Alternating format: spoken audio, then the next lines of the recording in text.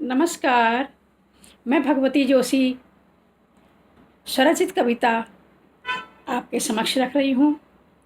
कविता बालिका दिवस पर बेटी को समर्पित है। 4 पंक्तियाँ बेटी के लिए, सुनिएगा। बेटी तो बेटी होती है, बेटी तो बेटी होती है, देखो बेटी कितने किरदार निभाती है, देखो बेटी कितने किरदार निभाती है। किसी घर में बेटी किसी घर में बहू होती है, किसी घर में बेटी किसी घर में बहू होती है। कहीं दादी कहीं नानी, कहीं भाभी कहीं ननद होती है, कहीं दादी कहीं नानी, कहीं भाभी कहीं ननद होती है।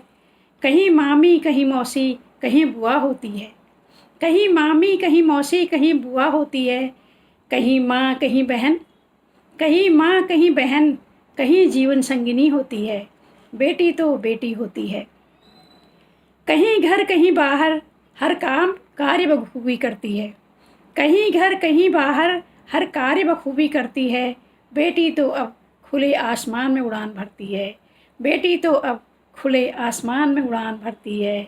बेटी तो बेटी होती है, बेटी तो बेटी